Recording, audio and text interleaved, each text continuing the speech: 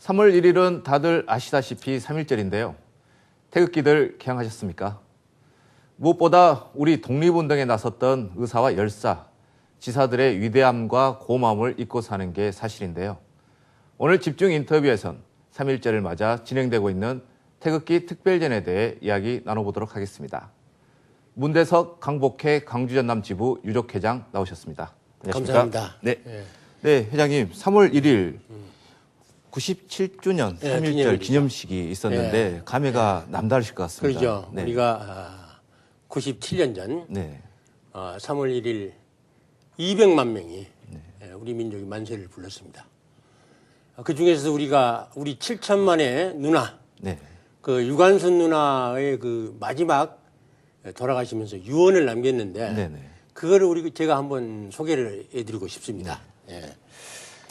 내 손톱이 빠져나가고 뇌 귀나 코가 잘리고 내 손과 다리가 부러져도 그 고통을 이길 수 있사오나 나라를 잃은 고통만은 견딜 수가 없습니다. 나라에 바칠 목숨이 오직 하나밖에 없는 것이 이 소녀의 유일한 슬픔입니다. 이렇게 유언을 남기신 분입니다. 그리고 우리 광복회는 1895년 을미사변으로 인한 의병운동이 일어났었고 1910년에 이제 국권을 상실한 후로 1945년 우리 광복이 될 때까지 그동안에 이제 우리 순국 선열, 애국지사 또는 이제 감옥에서 고생하신 분들 이런 분들을 국가로부터서 소원을 받았습니다. 독립유공자로서 소원을 받으신 분들인데 이분들의 본인이나 또는 이제 우리 후손들로 구성이 된 공법 단체가 되겠습니다. 그리고 지금 현재 우리 광주 전남은 생존 애국지사가 지금 5분이 계십니다. 그리고 우리 회원이 358명. 그래서 이제 회원과 이 생존 지사를 합해서 363명 이렇게 되겠습니다. 그러니까 이제 광복회 광주 전남 지부가 어떤 곳인가까지 말씀을 해주셨는데 최근 3.1절을 맞아서 태극기 특별 기획전을 개최한다고 들었습니다. 뭐 특별한 사진들 많이 전시됐다고 들었는데 어떻습니까? 어제 광주시청 그 1층 홀에서 시장님을 모시고 어제 그 개막식을 했습니다. 거기서 이제 1882년에 박영용호가 일본 수신사로 갈 때 만들어온 그 태극기 붙어서 미공개된 게 이번에 좀 있었습니다. 한 5작품 있는데 프랑스의 그 신부가 찍어놓은 게 1885년하고 1887년에 찍어놓은 2작품이 있었고 또 이제 그 이봉창 의사가 1932년 1월 8일 날 동경의 그 정치청 앞에서 이 일본 황제가 관병식을 하고 지나갈 때 폭탄을 던졌거든요. 그러기 전에 그 태극기 앞에서 찍은 사진이 있었어요. 그게 독일 함부르크에 있는 우리 교포가 가지고 있던 것을 저희들이 입수를 했었고 또 이제 한 2작품은 이제 북한에서 1945년 광복 이후에 이제 북한 정권은 48년 9월 9일 날 이제 섰기 때문에 국회가 없었겠죠.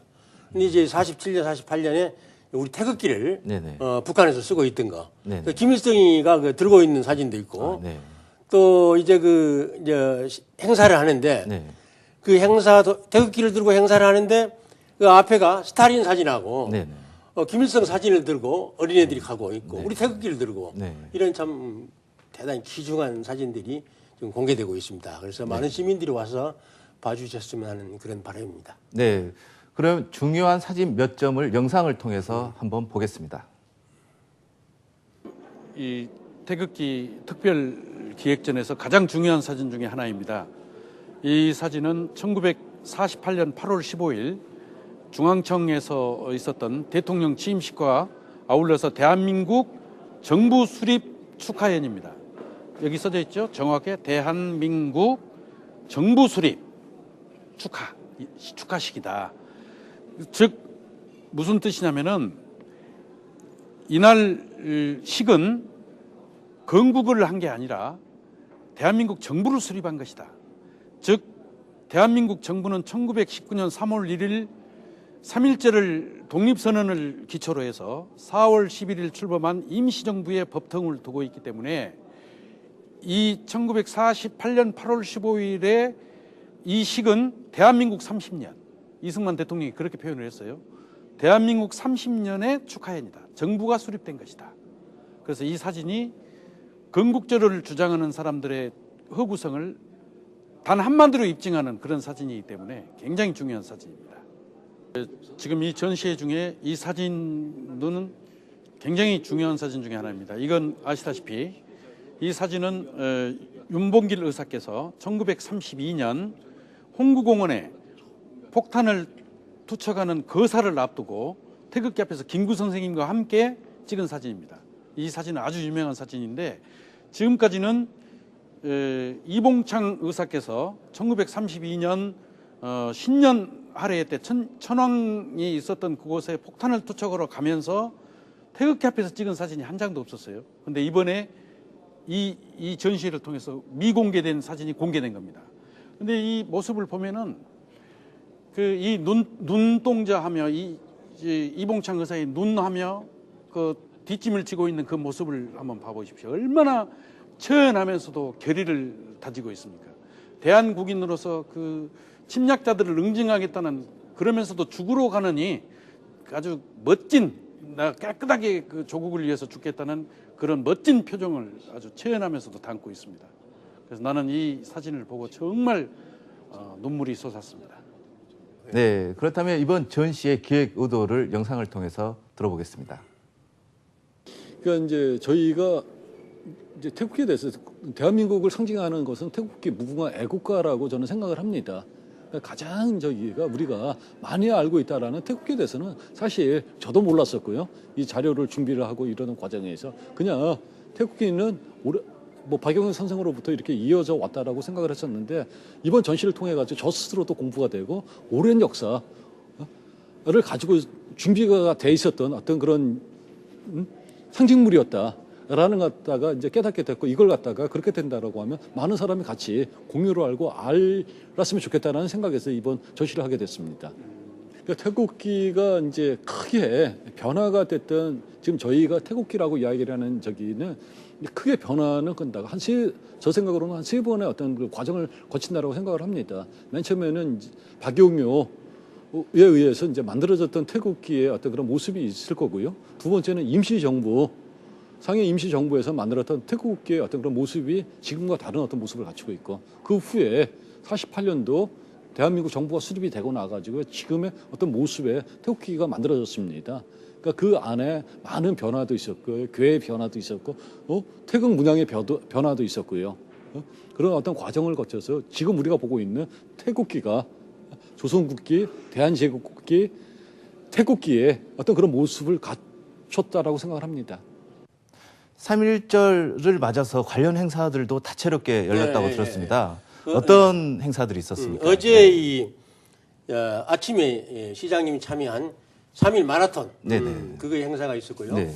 그리고 우리 본 행사가 아침에 9시부터서 독립기념탑이 5.18 자유공원에 만들어졌습니다. 네. 우리 시민들이 모르고 계실 텐데 네. 그 축구장이 있어요. 네. 그 축구장 한쪽에 작년 그렇게 예산을 10억을 들여가지고 독립기념탑을 만들었습니다. 네. 그래서 광주 전남 출신의 독립유공자들을 명각을 다 해놨거든요. 네. 그래서 이 광복절 3.1절에는 우리 시민들이 거기 가서 아침에 참배를 하고 그리고 이제 10시에 이제 행사를 하고 그리고 나서 오후에는 이 12시에 민주회종 그 이제 타종식을 합니다.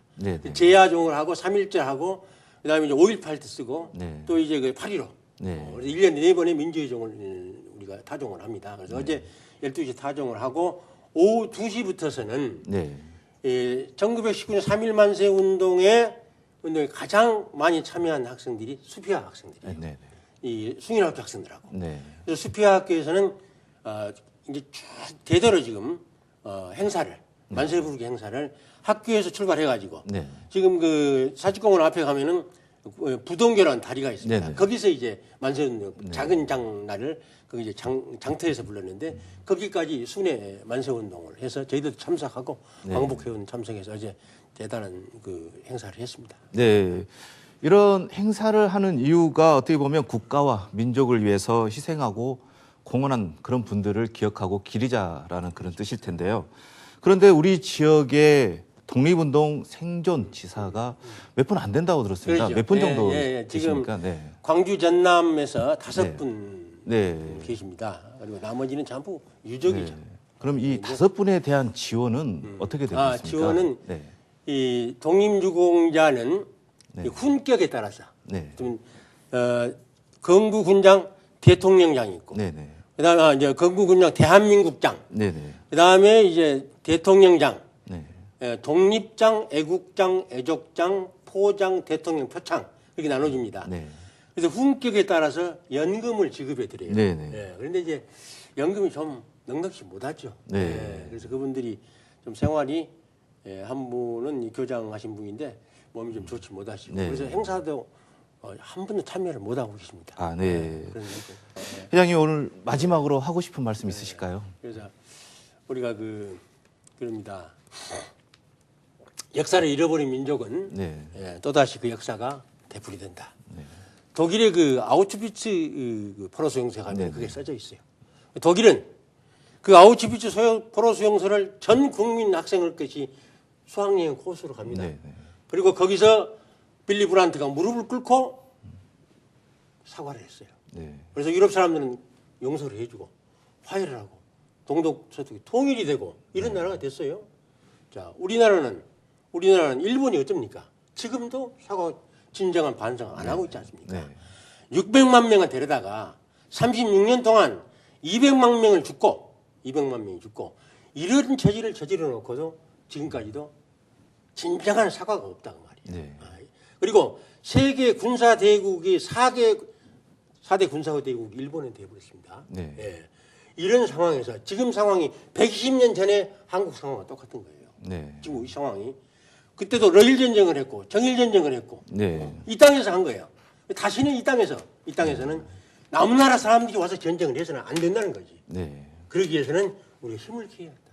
네. 남이 넘어다 보지 않는 훌륭한 힘을 기르는 나라가 되자. 그래서 그야말로 자유와 민주와 정의가 그야말로 꽃이 피고 그야말로 강물처럼 흐르고 그런 아름다운 문화가 있는 나라 이런 나라를 만들어서 우리 후손에게 물려주자 그게요. 네. 네. 네. 됐습니까? 네, 네. 고맙습니다. 네. 네, 수많은 의사와 열사 그리고 생존해 있는 우리 지역의 지사들 그분들의 희생은 우리가 잊지 말고 기억해야 할 소중한 우리 역사가 아닌가 생각이 됩니다. 회장님 오늘 말씀 고맙습니다. 네, 감사합니다.